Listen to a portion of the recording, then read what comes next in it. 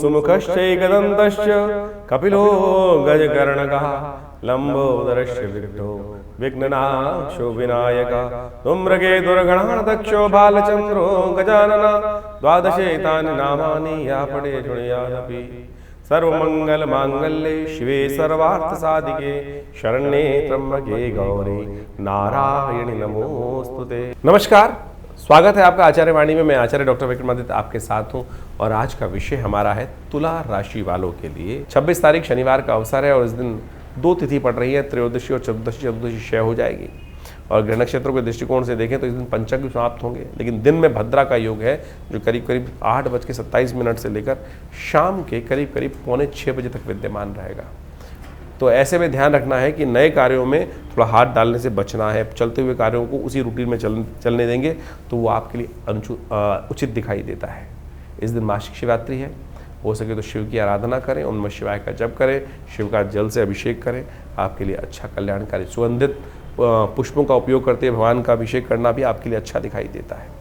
27 तारीख का दिन रविवार का अवसर है, अमावस्या तिथि है इस दिन और इस दिन ग्रह नक्षत्रों के दृष्टिकोण से एक महत्वपूर्ण परिवर्तन का योग बन रहा है। सूर्य के साथ विद्यमान हो जाएंगे चंद्रमा आपके 7वें भाव में और ये आपकी चीज़ों को सही दिशा में डालने का प्रयास करेंगे। आशीर्वाद की आवश्यकता है, आशीर्वाद युक्त कार्य करने का प्रयास करें।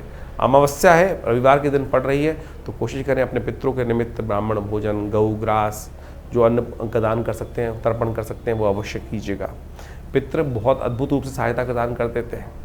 क्या होता है, वो कहीं और नहीं जाते, हमारे आसपास ही रहते हैं और हमसे अपेक्षा करते हैं कि हमारे जो संतति है, संतान है, वो हमारे को याद करती है नहीं करती। तो घर में उत्सव इत्यादि हो तो अवश्य उनके लिए भोजन इत्यादि निकालना चाहिए, नित्य प्रति उनका तर्पण करना चाहिए। इस दिन विवेकानंद योगाश्रम में जो यज्ञ रहेगा उसको हमने गायत्री यज्ञ के रूप में रखा है। आप अपने पितरों के निमित्त इस वैशाख की अमावस्या के दिन तर्पण, ब्राह्मण भोजन, गायत्री का यज्ञ सब कुछ कराने की सुंदर व्यवस्था रखी है। आप स्वयं भी आ सकते हैं और इसका लाभ भी ले सकते हैं, वो आपके लिए बड़ा अच्छा रहेगा। इस दिन सूर्य महाराज भी रविवार के दिन ही भरणी नक्षत्र में प्रवेश करेंगे, शुक्र के नक्षत्र में, और ताकत में हो जाएंगे और ज़्यादा। इस बात तो सूर्य वैसे ही राजा हैं और अपने पूर्ण ताकत में इस वक्त उच्च के होकर जो योग बना रहे हैं वो आपके लिए कल्याणकारी रहेगा। बुध महाराज भी जो छठे भाव में आपके बैठे हुए हैं वो भी अपने नक्षत्र रेवती नक्षत्र में प्रवेश करते दिखाई दे रहे हैं। वो भी आपके लिए कहीं ना कहीं सुंदर योग बनाते दिखाई दे रहे हैं, चीज़ों को अच्छा करते दिखाई दे रहे हैं आपके लिए। लेकिन बस थोड़ा सा ये ध्यान रखना है कि इस वक्त आपको बहुत ज़्यादा इमोशनल पॉइंट ऑफ व्यू से डिसीजन नहीं लेने हैं। थोड़ा सा कई बार क्या होता है कि इमोशन में बहने की ज़रूरत नहीं है। जहाँ इमोशन में कोई आपके इमोशंस का नाजायज़ फ़ायदा उठा सकता है, बस इसका ध्यान रखना है थोड़ा। क्योंकि आपकी प्रवृत्ति, जहाँ किसी ने थोड़ी हवा भरी, आपको मीठा मीठा बोला और वहाँ आप पिघल सकते हैं और वहाँ आप अपना नुकसान करा सकते हैं। 28 तारीख का दिन सोमवार का अवसर है। इस दिन शुक्ल पक्ष आरंभ हो रहा है, वैशाख का शुक्ल पक्ष प्रतिपदा के साथ, और इस दिन एक ग्रहों का परिवर्तन जो है वो भी समझ लीजिए। इस दिन बृहस्पति महाराज मृगशिरा नक्षत्र, मंगल के नक्षत्र के द्वितीय चरण में प्रवेश करेंगे। बृहस्पति महाराज आपकी राशि के दृष्टिकोण से बहुत सुंदर योग बनाते दिखाई दे रहे हैं। बहुत जल्दी भाग्य को जगाने के रास्ते वो उत्पन्न करते दिखाई दे रहे हैं। अपनी अतिचारी गति से बहुत तेज़ी से चलते हुए भाग्य की तरफ जाते चले जा रहे हैं। और ऐसे में अभी दोनों ग्रह जब परिवर्तन की तरफ चले जाएंगे, मंगल भी थोड़ा सा जो नीचग्रस्त राशि में है वहाँ से निकलकर बृहस्पति महाराज भाग्य में चले जाएंगे, तो देखिएगा 12 न्यारे करने का योग तुला राशि वालों के लिए एकदम विशेष तौर पर महत्वपूर्ण परिवर्तन का योग। अगले महीने से उनको बहुत सारी चीज़ें बनने की रास्ते बनते दिखाई दे रहे हैं, तो ये आपके लिए अच्छा रहेगा, अनुकूल। थोड़ा इंतजार कर लीजिए, चीज़ों को सही स्ट्रगल जो है वो बहुत जल्दी आपको फलीभूत होती दिखाई देगी लाभ के रास्ते में। 29 तारीख मंगलवार का अवसर है। द्वितीय तिथि इस दिन विद्यमान है और इस दिन चंद्रमा उच्च के हो जाएंगे, बृहस्पति के साथ विराजमान हो जाएंगे और ये चीज़ों को आपकी सेविंग्स को बढ़ाने के योग बनाते दिखाई दे रहे हैं। परशुराम जयंती है इस दिन, ऐसा हो सके तो कोशिश ये करें ब्राह्मणों के निमित्त थोड़ा पूजन, भगवान परशुराम का सुंदर स्तवन करने का प्रयास करें। हमारे शास्त्र में कहा गया है अष्ट चिरंजीवी के अंदर अश्वत्थामा, बलिर्व्यासु, हनुमानश्च विभीषण, कृपा परशुरामस्य मार्कंडे च अष्टम, कृपाचार्य इत्यादि, परशुराम इत्यादि ये संसार में सदा विद्यमान रहेंगे भगवान के आशीर्वाद से। तो ये प्रत्यक्ष देवताएं हैं, तो इसलिए ये आज भी धरा पर विद्यमान है।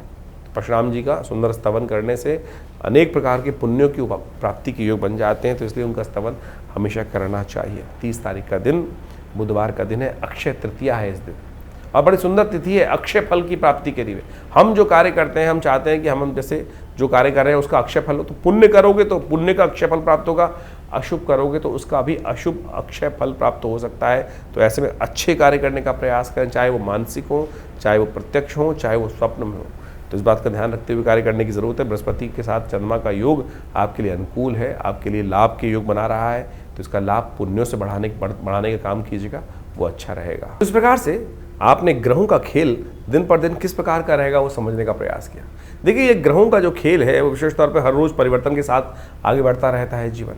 लेकिन इस समय जो चतुर्ग्रही योग बना हुआ है वह पूरे अप्रैल के अंदर जिस प्रकार चलने वाला है वो कहीं ना कहीं इस समय ग्रहों की युति को शुभ नहीं करता।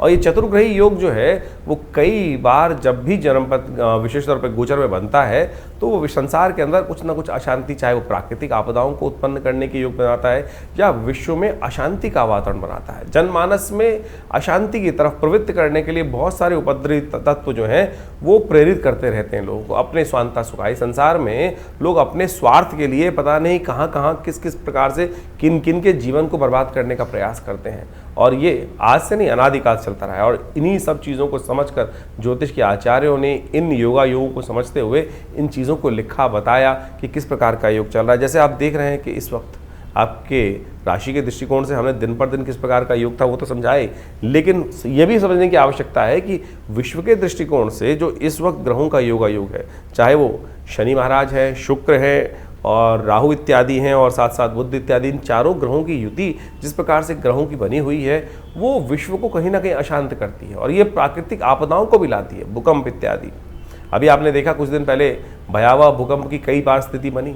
वो ग्रहण के कारण तो थी, लेकिन और भी बहुत सारे कारण बनते रहते हैं। और ऐसे में अभी इसका प्रभाव कुछ दिन रहने वाला है और अगले महीने मई में जाकर कई ग्रहों का परिवर्तन का योग बनेगा, चाहे वो बृहस्पति हो, चाहे वो राहु ग्रह हो, और बहुत सारे ग्रह भी परिवर्तन की तरफ जाने का योग बनाएंगे। और इस वक्त जैसे आप समझे मंगल ग्रह भी अपने सबसे कमज़ोर स्थिति में चल रहा है। तो ऐसे में दुस्साहस के योग भी बनते दिखाई दे रहे हैं। इसके साथ साथ देखिए, अभी जो विश्व के दृष्टिकोण से हम समझें तो अगर आप ग्रहों के योग को देखें तो वो ऐसा दिखाई देता है कि विश्व में दृष्टिकोण से जो सूर्य राजा बनकर इस बार आए हैं, मंत्री पद भी उनके पास है, तो इसके कारण से विश्व में गर्मी का भयावह प्रभाव देखने को मिलता दिखाई देगा।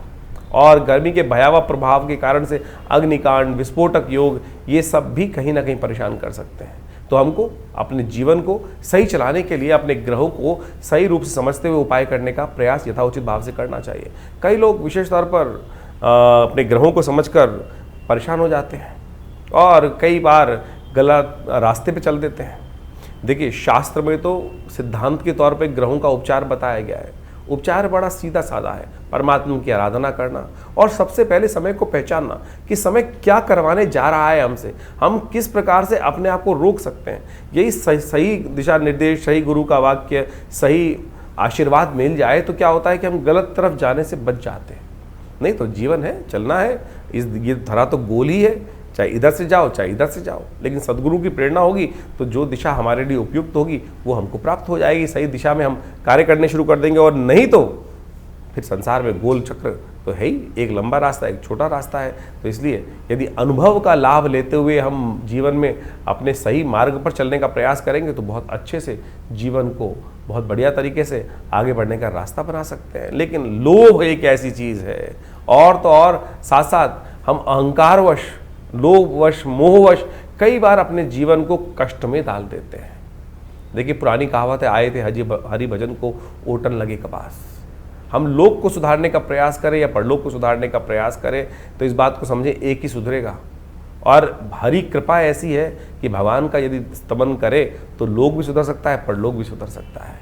लेकिन संसार के माया के प्रपंच से अपने आप को दूर करते हुए कार्य करने का प्रयास करें। अभी आने वाले समय में बहुत सारे सुंदर उत्सव पड़ने वाले हैं। इन सब उत्सवों को हमारी भारतीय संस्कृति में हमारे ऋषि मुनियों ने सनातन पद्धति में हर रोज़ कोई उत्सव का सृजन किया। कारण क्या था?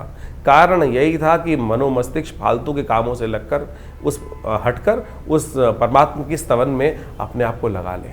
तो वो क्या होता है कि बहुत सारे गलत रास्तों से व्यक्ति बच जाता है और कष्ट से भोगने से बच जाता है। लेकिन हमारे जीवन में जो कर्म का क्षेत्र है वो हर क्षण कुछ ना कुछ कर्म की तरफ हमको प्रेरित कर रहा है। कोशिशें करें, सदकर्म की तरफ प्रेरित करने का प्रयास करें अपने आप को, लोगों को। नहीं तो क्या होता है कि गलत कर्म की तरफ प्रेरित करोगे। कई बार हम अपने आश्रम में लोगों के जो यज्ञ इत्यादि होते हैं उसके बारे में बता देते हैं, तो कई लोग इस प्रकार से बोल देते हैं कि भैया आचार्य जी आश्रम का ऐड कर रहे हैं। देखो, ऐड करने की हमें ना तो कोई ज़रूरत, अगर यज्ञ इत्यादि आश्रम पे हो रहे हैं तो बताना चाहिए, लोगों को प्रेरित करना चाहिए। एक शराबी है, वो लोगों को प्रेरित करता है, आओ शराब के पार्टी में बैठो, और जुआ खेलने वाले कहते हैं जुए में खेलने का प्रयास करो। अगर हम सदकर्म कर रहे हैं और सदकर्म के बारे में लोगों को बता रहे हैं तो ये एडवर्टीजमेंट नहीं है, गलत की तरफ नहीं ले जा रहे। तो अगर आपको कई लोगों को, और आप एक बात और समझ लें कि आपके जीवन में हम कैसे समझें कि हम धर्म, हमारे अंदर अभी धर्म का उदय हो रहा है या अंत हो रहा है। धर्म की बात सुनकर यदि किसी व्यक्ति को कहीं ना कहीं मन में क्रोध आने लगे, गुस्सा आने लगे, तो समझ लो कहीं ना कहीं पाप प्रवृत्ति अभी जीवन में कहीं ना कहीं परेशान करने के आगे योग बना रही है। तो इसलिए अपनी भावना को पवित्र रखें। तो हमने जो जो आपके संबंध बातें रखी हैं, जो उत्सव होते हैं आश्रम के बारे में, वो सब अवगत कराते रहते हैं। कोशिश ये करें आप भी अपने जीवन को, अपने बच्चों को, अपने परिवार वालों को, लोगों को, मित्रों को सही दिशा में डालने का प्रयास करें। सही दिशा में आपका कर्तव्य का केवल इतना है कि चलो भाई परमात्मा का भजन करें, चलो भाई अच्छे कर्म की तरफ चलें। और समझ लो अगर आपकी वजह से कोई एक आध व्यक्ति भी सदकर्म की तरफ लग गया तो उसके द्वारा किए गए पुण्य भी आपको लग जाएंगे।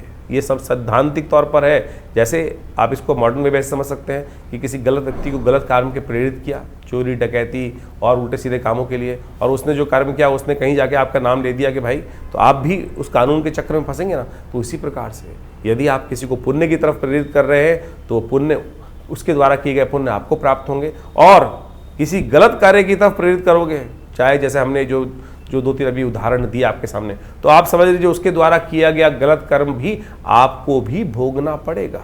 ये संसार में बिल्कुल नियम है सही रूप से।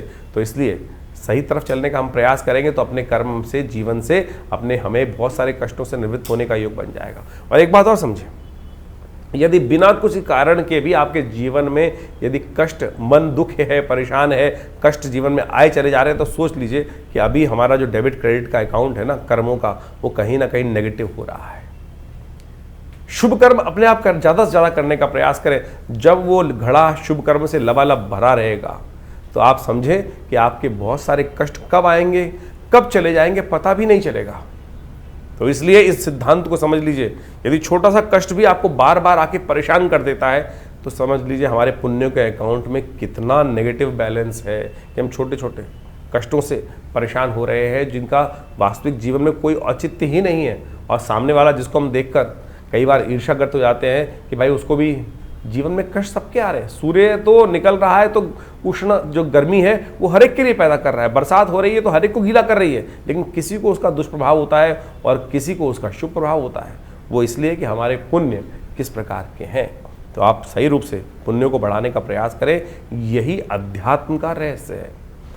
ये न केवल प्रकारेण, यानी ऐसे या वैसे कैसे भी अपने आप को सद्कर्म की तरफ प्रेरित करने का प्रयास करें। इसके लिए शास्त्रों में अनेक नियम, चाहे वो योग कथाएं हों, चाहे वो यज्ञ हो, चाहे वो दान हो, चाहे वो पुण्य हो, चाहे वो सद्गुरु का आशीर्वाद हो, या अच्छे लोगों के सानिध्य में बैठने की कर्म बनाए गए हैं, वो सब शास्त्र के अनुसार से आपको पुण्यों को बढ़ाने की तरफ ही ले जाते हैं। और वहीं उसके लिए थोड़ी प्रयास करना पड़ता है, श्रुति को ऊर्ध्वगामी बनाना पड़ता है, उठाना पड़ता है, अपनी प्रवृत्ति को नीचे की तरफ जाने की बजाय ऊपर की तरफ उठाना पड़ता है, उसमें लगती है मेहनत। और गलत तरफ जाने के लिए तो आप बैठ चल करते हैं उल्टे सीधे काम, तो बहुत सारे ऐसे हैं, रोज़ शाम को लोग आपको बैठा सकते हैं। तो आप उस पर रोक, उस पर बंदिश, उस पर थोड़ा सा संयम करने का प्रयास करोगे तो खुद देखोगे धीरे धीरे परिवर्तन का रास्ता आपके जीवन में अवश्य बनेगा। और जानिए आपके जीवन में किस प्रकार के ग्रह योग चल रहे हैं, उसके लिए हम लगातार आपके साथ रहते ही हैं। तो आशा करते हैं इन सब दिशा निर्देशों को सही से समझेंगे और अपने जीवन के कष्टों को दूर करने का आप अवश्य योग बनाएंगे।